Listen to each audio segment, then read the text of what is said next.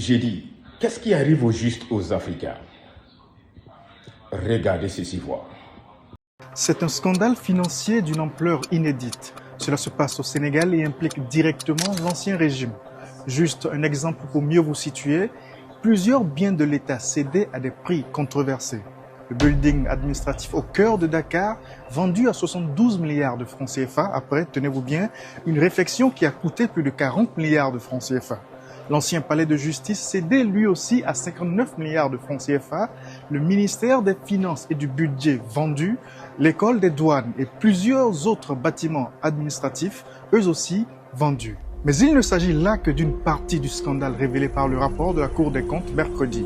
L'audit commandité par le nouveau président Bassirou Diomaye Faye révèle une situation économique bien plus alarmante que celle officiellement communiquée par l'ancien gouvernement. Il expose des irrégularités massives dans la gestion budgétaire du Sénégal. Nous étions loin de nous imaginer que les choses étaient si catastrophiques. Après l'inventaire et l'état des lieux, nous nous rendons compte que nous trouvons le pays au 4e sous-sol.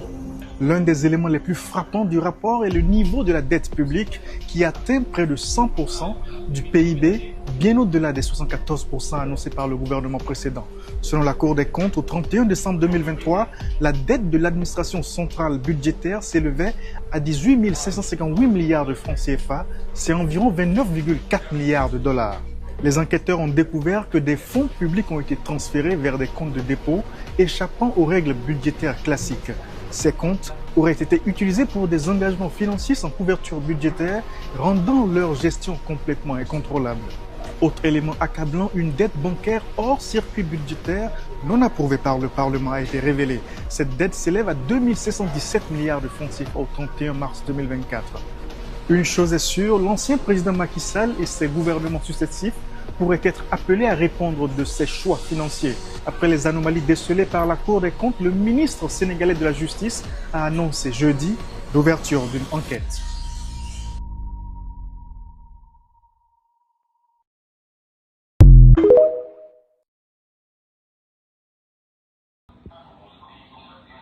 Mais après avoir écouté de pareilles choses, n'avez-vous pas la chair de poule? Ne vous posez-vous pas des questions de savoir ce qui arrive réellement aux Africains?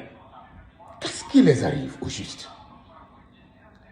C'est incroyable, c'est incroyable, c'est inimaginable.